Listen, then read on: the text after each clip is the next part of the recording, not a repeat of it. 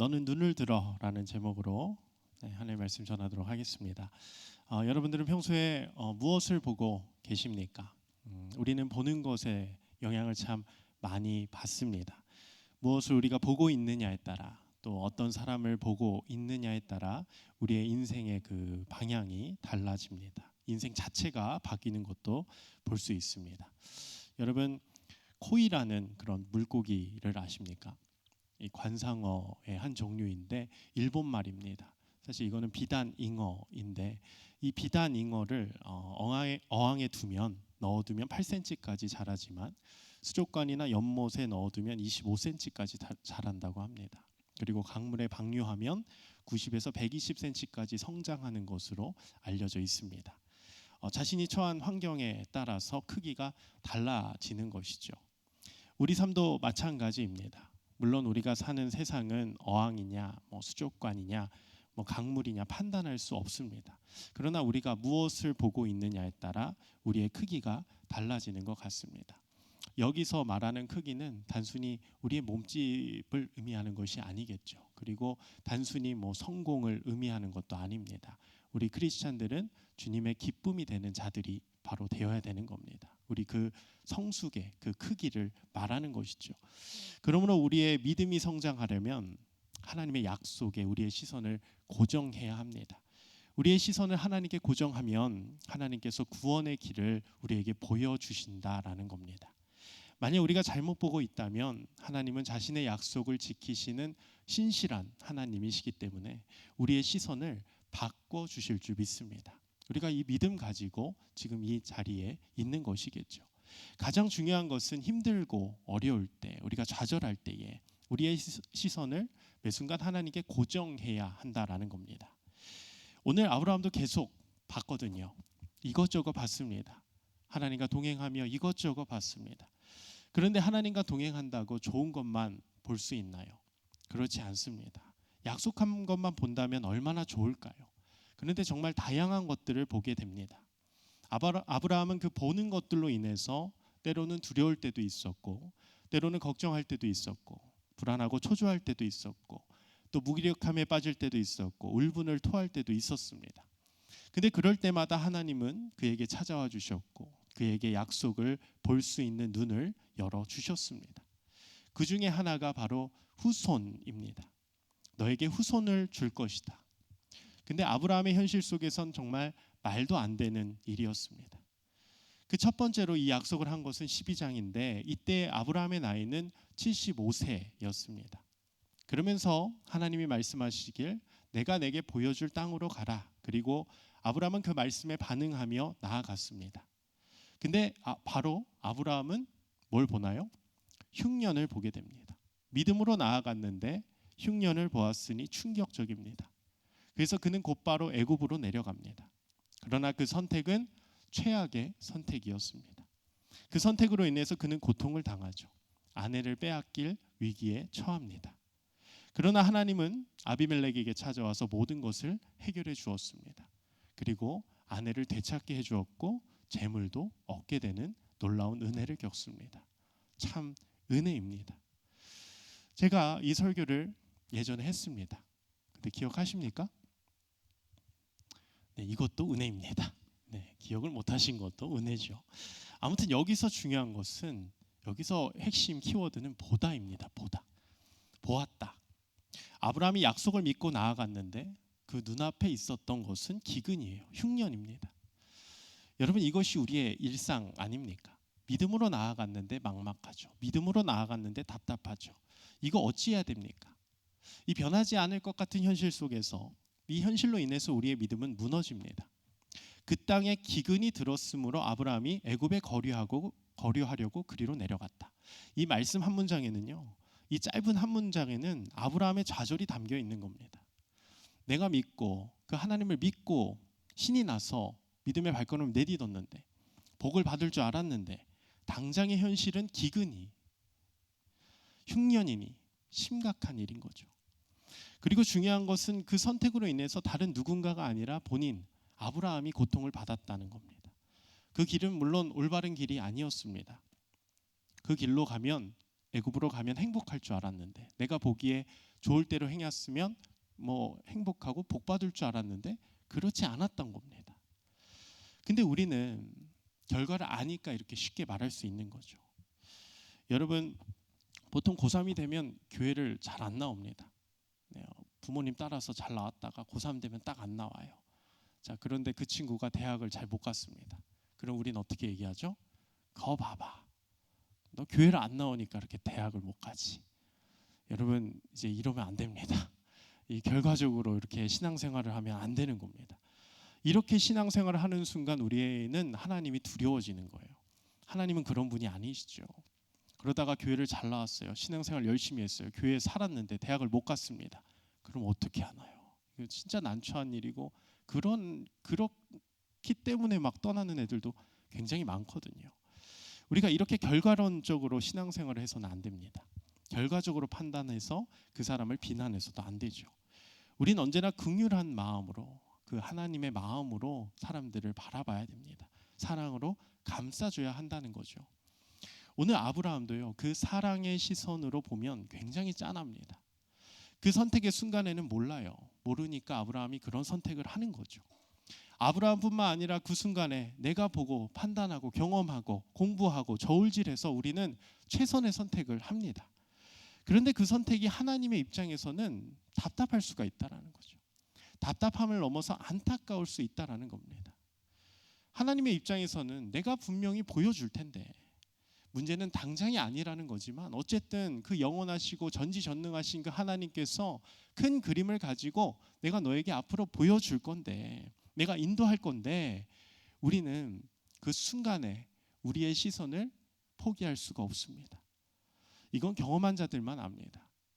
뭐 말로만 해서는 안 돼요. 경험을 하면 알아요. 그때 그 순간에 하나님을 선택한다는 거 정말 어려운 일이죠. 그렇게 아브라함은 애굽을 보았습니다. 자신의 선택으로 인해서 고통을 당했습니다. 이것이 아브라함이 첫 번째 보았던 겁니다. 두 번째로 아브라함의 시선은 롯과 함께 땅을 본 겁니다. 아브라함은 하나님의 은혜로 아내를 빼앗길 위기에 처했지만 넘겼습니다. 위기를 넘겼어요. 분명 자신이 자초했는데, 자신의 선택으로 자신의 집안이 위험에 처했지만 하나님은 본인이 나서서 본인이 등판하셔서 모든 문제를 해결해 주십니다. 책임져 주십니다. 아브라함은 그 하나님, 그 신실하신 하나님을 경험한 거예요. 경험하니까 그의 믿음이 점점 성장해 나가는 겁니다. 그렇게 아브라함은 두 번째 갈림길에 놓입니다. 여기서 이제 드디어 눈을 들어라는 그런 말이 본격적으로 등장합니다. 여기서 눈을 들어, 히브리어로는 라라는 뜻인데 그냥 보는 것이 아니라 눈을 들어라고 번역을 했습니다. 여러분, 눈을 들어 본다, 어떻게 보는 겁니까? 눈을 치켜뜨는 걸까요? 여기서 확실히 이 번역을 한 의미가 담겨져 있는 겁니다. 이 동사, 이 눈을 들어라는 말에는 그의 능동적인 모습이 담겨져 있는 거죠.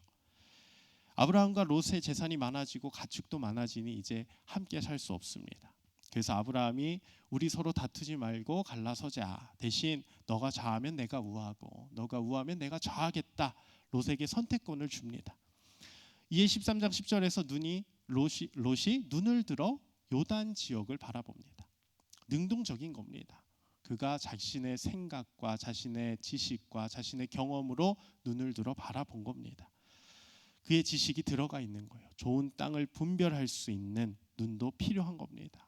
우리도 그렇잖아요. 어디가 땅값이 오를지 집값이 오를지 판단해야 되잖아요. 그거를 못하면 어떻게 돼요? 네, 그러면 안 되겠죠. 네, 그런 눈을 길러야 됩니다. 분별이 있어야 됩니다. 근데 롯이 눈을 들어 요단 지역을 바라보니 너무 풍요로운 겁니다. 물이 넉넉한 겁니다. 근데 성경에는 무섭게도 말씀에 분명히 기록되어 있습니다. 13장 10절 보면요. 이에 롯이 눈을 들어 요단 지역을 바라본즉 소알까지 온 땅에 물이 넉넉하니, 자, 넉넉하다라고 되어 있습니다. 근데 그 다음이 있어요. 여호와께서 소돔과 고모라를 멸하시기 전이었으므로 여호와의 동산 같고 애굽 땅과 같았더라. 하나님께서 미리 알려주셨으면 참 좋았을 텐데, 우리가 선택하는 그 순간에 그 땅이 어떤 땅인지 알면 좋을 텐데 하나님은 알려주시지 않았습니다. 그냥 눈을 들어 롯은 순간적인 판단으로 좋은 땅을 택한 겁니다. 이에 롯은 아무것도 요단 지역을 택한 거죠. 그러니 아브라함은 자연스럽게 가나안 땅에 거주하게 되는 겁니다. 그리고 하나님은 롯이 떠난 직후에 아브라함에게 말씀하십니다. 오늘 말씀 14절인데요. 같이 한번 읽어보겠습니다. 시작. 롯이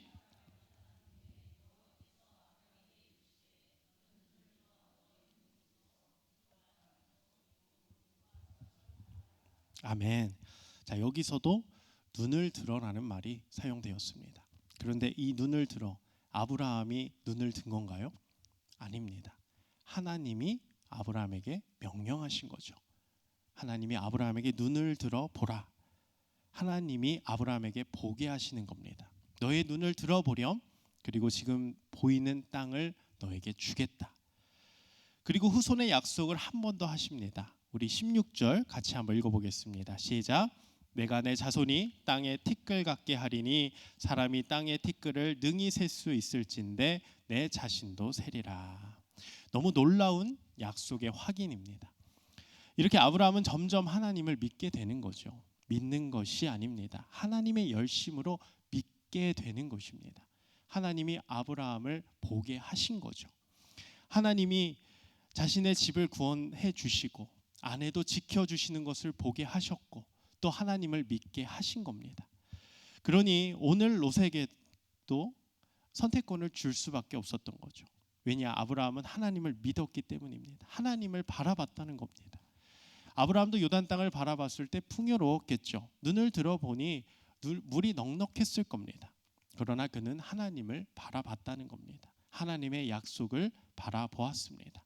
하나님께 시선을 고정시켰죠. 그랬더니 하나님은 아브라함의 눈을 들어 약속을 재확인시켜 주십니다. 사랑하는 성도 여러분, 우리의 시선을 이렇게 하나님께 고정하길 소망합니다.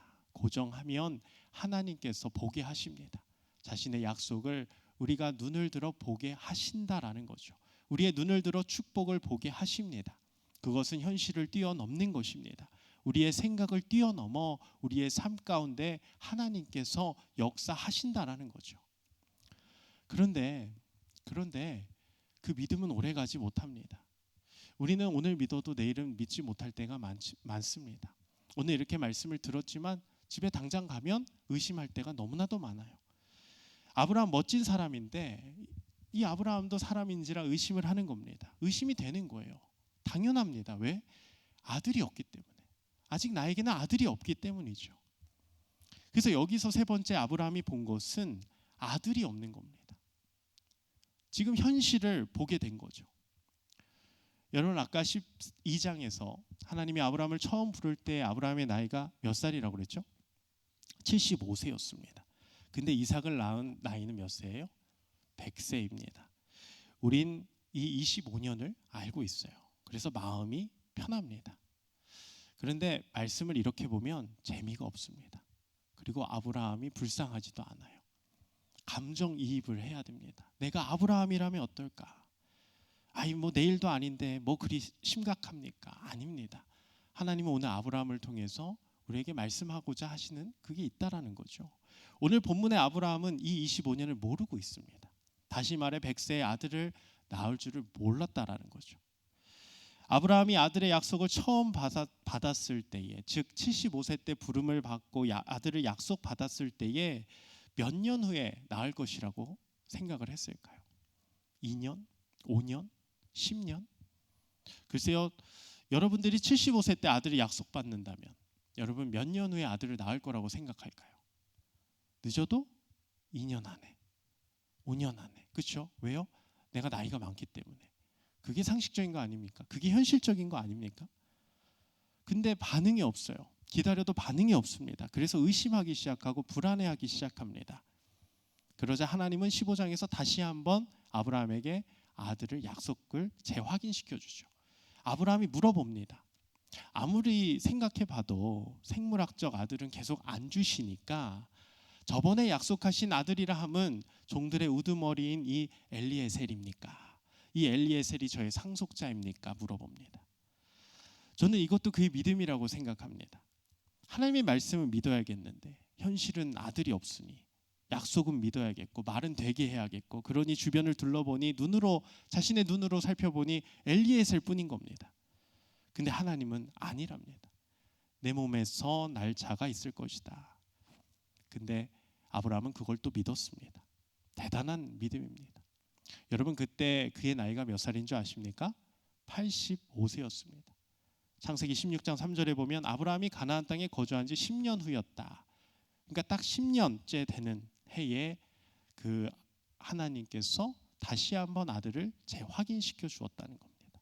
85세 때 그리고 그 말씀을 믿으면서 나아갔습니다. 그런데 우리는 압니다. 아브라함이 아들을 낳으려면 몇 년이 더 있어야 됩니까? 15년이 더 있어야 됩니다. 근데 문제는 정작 아브라함은 그 사실을 모르고 있었다라는 거죠. 그러니 답답하고 미치는 거예요. 그래서 불안한 겁니다. 약속은 확인받았어요. 그런데 여전히 현실은 깜깜합니다. 깜깜합니다. 그래서 누굴 통해 아들을 낳습니까? 여종인 하갈에게 아들을 낳습니다. 이건 심지어 아내 사라가 먼저 요청한 거죠. 왜? 말이 되게 하기 위해서. 여러분, 사라가 믿음이 없는 사람인가요? 아닙니다. 히브리서에서 분명히 그도 하나님을 믿었다라고 나옵니다. 하나님의 평가는 그렇습니다. 사라도 믿음이 있었어요. 그러니 하갈 여종에게 동침하라, 아브라함에게 말한 거죠. 그렇게 생물학적 아들을 만들려고 하는 겁니다. 여종을 통해 상속자를 만들려고 하는 겁니다. 아무리 봐도, 내가 눈을 들어 봐도, 현실을 봐도 답답하니까, 비현실적이니까 아내 사라가 그렇게 요청을 하는 겁니다. 그러나 이것 또한 하나님의 약속이 아니었다라는 거예요. 하나님은 아브라함이 99세 때 다시 한번 찾아옵니다. 창세기 17장인데 이제 아들을 낳을 때까지 딱 1년이 남아 있는 겁니다. 우린 압니다. 그러나 아브라함은 모릅니다. 85세 때부터 14년이 흘렀습니다. 완전 절망이고 완전 낙담입니다. 그러나 아브라함은 그때에도 하나님을 믿었습니다. 그런데 믿을 때 자신의 삶의 가치체계 안에서 믿었습니다. 하나님 이번에도 아들을 주겠다 약속하셨어요. 이때 아브라함은 엎드려서 웃습니다. 말이 안 된다라는 거죠. 그래서 그 여종 하갈에게 낳은 이스마엘이 제 상속자라고 말을 합니다. 물어보는 것도 아니에요. 저 이스마엘이 내 상속자입니다. 단언합니다. 이스마엘은 13세 정도 그때 되었으니 생물학적 아들로서 충분한 거죠. 그런데 그 이스마엘도 하나님은 아니랍니다. 그러면서 이삭이라는 분명한 이름을 그때 수여하십니다. 하나님이 정해주신 이름이에요. 이 약속은 후에 천사들이 와서 다시 한번 확인합니다. 이때는 시기까지 분명히 나와요. 내년 이맘때에 아내 사라에게 아들이 있을 것이다. 그리고 이 말을 듣고 사라 또한 웃습니다. 내가 이 나이에 어떻게 아들을 낳냐라는 거죠. 그때 여호와께 능하지 못할 일이 있겠냐. 기한이 이를 때에 내가 내게로 돌아오리니 사라에게 아들이 있으리라.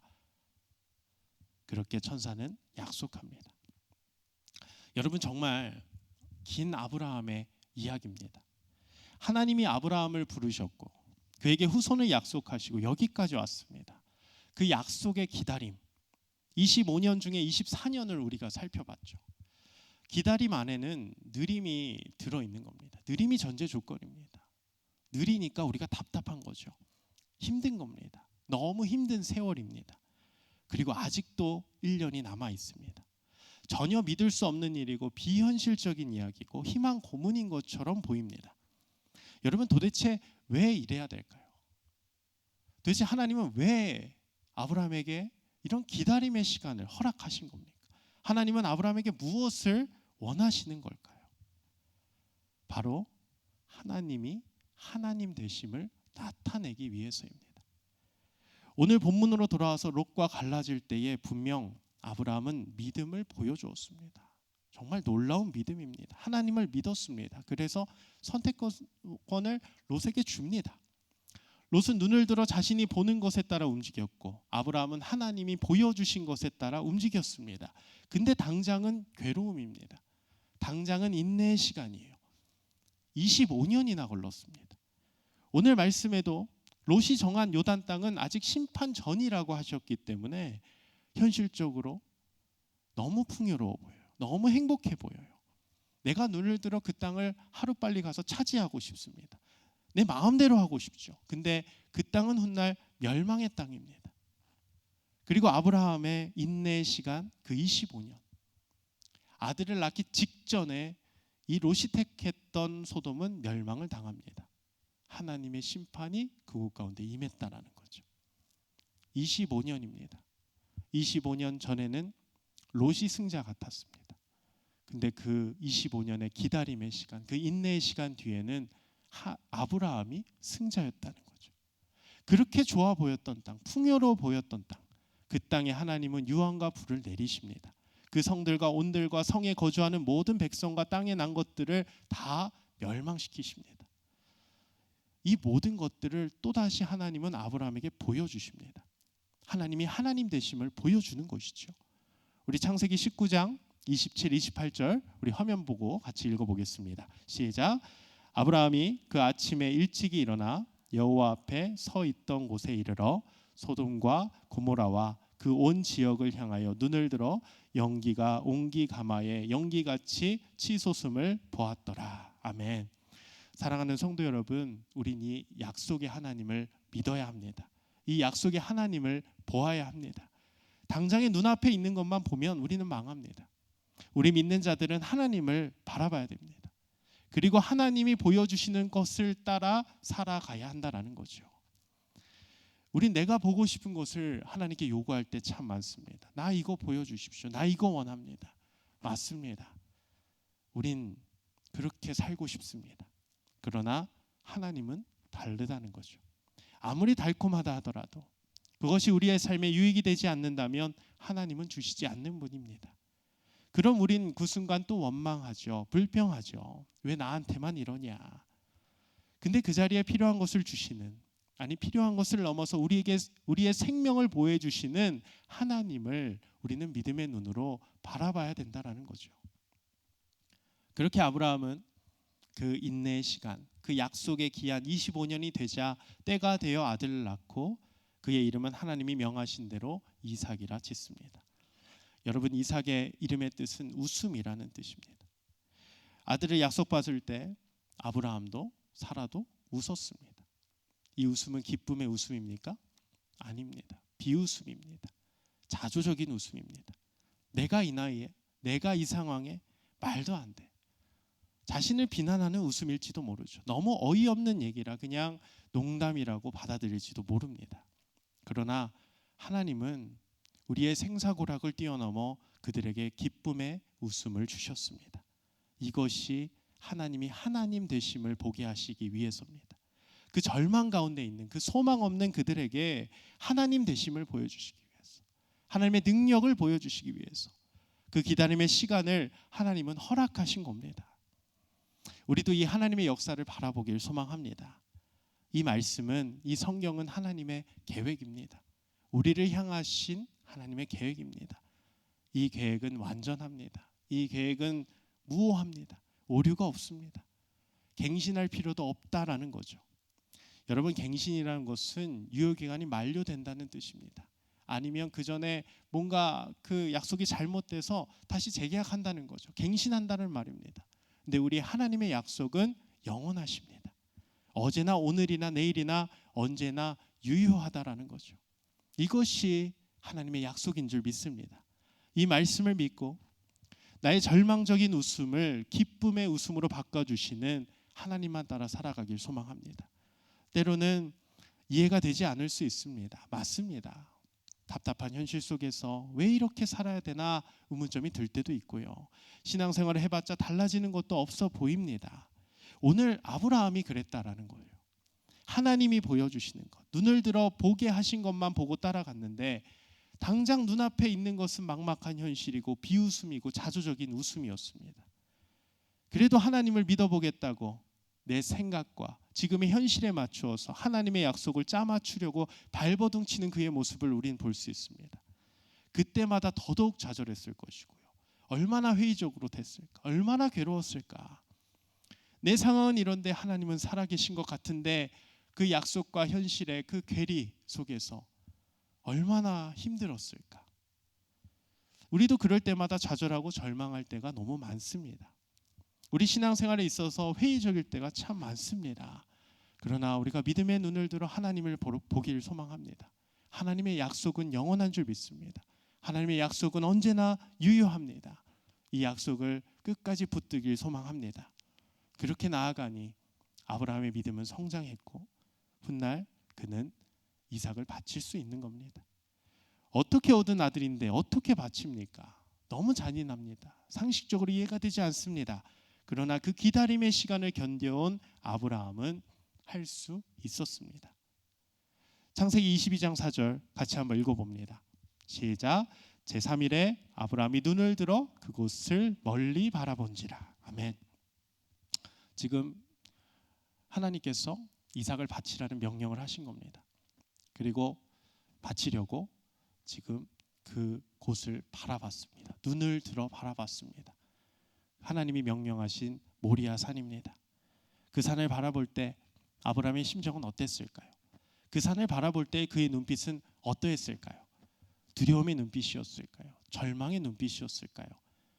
잿빛의 눈빛이었을까요? 아닙니다. 소망의 눈빛이었을 겁니다.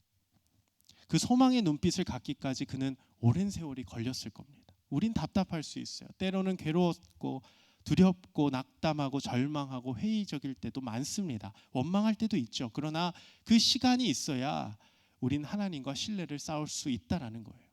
그 약속을 끝까지 믿을 수 있다라는 겁니다. 우리의 믿음은 참으로 연약할 수 있지만 그 인내의 시간, 그 믿음의 시간을 통해서 하나님은 우리를 더욱 단단하게 훈련시켜 가실 겁니다. 여러분, 훈련과 시험 중에 뭐가 더 어려울까요? 한번 생각해 보시기 바랍니다. 훈련과 시험 중에. 저는 처음 들었을 때 시험이 더 어려울 것 같다라고 생각이 들었어요. 그런데 아니랍니다. 훈련이 더 어렵답니다. 왜냐하면 시험은 끝이 있잖아요. 마감이 있잖아요. 근데 훈련은 끝이 없는 겁니다. 계속해서 성장해 나가는 겁니다. 우리의 신앙이 그렇고요. 하나님이 우리를 그렇게 훈련시킨다라는 거죠. 목표를 이뤘습니다. 100점 맞았습니다.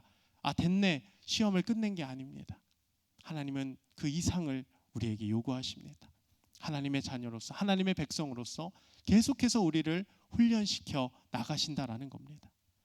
그 시간이 있었기에 아브라함은 이 시험을 멋지게 통과하여 믿음의 조상이 될 수 있었던 겁니다. 그렇게 그는 이삭을 바칩니다. 그 시험을 통과하죠. 그랬더니 하나님은 다시 한번 아브라함에게 자신의 일을 보게 하십니다. 우리 22장 13절 같이 한번 읽어봅니다. 시작. 아브라함이 눈을 들어 살펴본즉 한 순양이 뒤에 있는데 뿔이 숯불에 걸려 있는지라. 아멘. 계속해서 나오는 동사 눈을 들어입니다. 아브라함이 눈을 들어 봤습니다. 이삭을 바치려고 하는 그 순간에 하나님은 오십니다. 그리고 다시 한번 그의 눈을 들어 보게 하십니다. 하나님이 하나님 되심을 보여주십니다. 시험을 통과하니 하나님은 나타나셔서 그에게 순양을 보게 하십니다. 하나님이 준비하신 순양입니다. 아브라함은 그 순양을 가져다가 아들을 대신하여 번제로 드렸더라. 아브라함이 그 땅의 이름을 여호와 이레 하나님이 준비하셨다라는 거죠.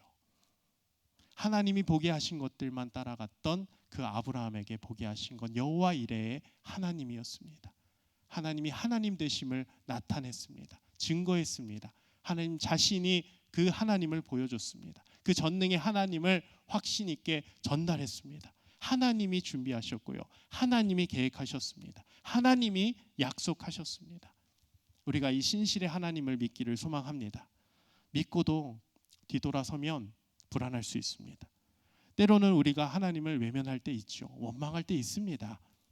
그러면 안 되겠지만 하나님을 비웃을 때도 있습니다. 그러나 하나님은 그 시간을 통해 자신을 드러내십니다. 우리를 나쁘게 생각하지 않으세요. 오히려 긍휼히 여기십니다. 그 시간을 통해 자신을 드러내시고 우리를 계속해서 훈련시켜 나가십니다. 자신의 백성이 되게 하기 위해서, 거룩한 백성이 되게 하기 위해서 그 성숙의 길로 계속해서 우리를 훈련시켜 주신다라는 거죠. 오늘 우리가 그 하나님을 믿으면서 오늘 아브라함처럼 내가 있는 그곳에서 발버둥치길 소망합니다. 원망하고 원통해하며 애통해하며 괴로워하는 것도 신앙입니다. 의심도 신앙이라 생각합니다. 의심한다는 것은 믿겠다는 의지거든요. 현실과 말씀의 괴리를 줄여보겠다는 그런 발버둥이거든요. 오늘 아브라함은 발버둥 쳤습니다. 그의 25년은 낭비 같았습니다. 우리가 보기에는 허송세월한 것 같습니다. 그러나 그 시간이 있었기 때문에 그는 훗날 이삭을 바칠 수 있었습니다. 하나님의 시험을 통과했습니다. 그리고 여호와 이레의 하나님을 다시 한번 경험할 수 있었습니다. 우리도 발버둥 치며 하나님과 동행하길 소망합니다. 동행하여 여호와 이레의 하나님을 발견하길 소망합니다. 그 인내의 시간이 끝났을 때에 우리는 얼마나 기쁠까요? 그 약속을 내 눈을 들어 바라보았을 때 얼마나 행복할까요? 롯은 눈을 들어 자신이 원하는 대로 갔습니다. 그러나 그 끝은 죽음이었습니다. 멸망입니다. 우린 이제 하나님이 보게 하시는 것들, 눈을 들어 하나님이 준비하신 것들을 바라봐야 됩니다. 때로는 이해가 되지 않더라도, 현실이 막막할지라도 그 너머에 있는 그 하나님의 약속을 붙들기 소망합니다. 우리 하나님은 그런 분입니다. 신실한 하나님이고 미쁘신 하나님입니다. 우리가 하나님을 믿음으로, 오늘도 믿음으로 그 하나님과 동행하며 하나님만 붙들며 나아가는 우리 모두가 되기를 소망합니다.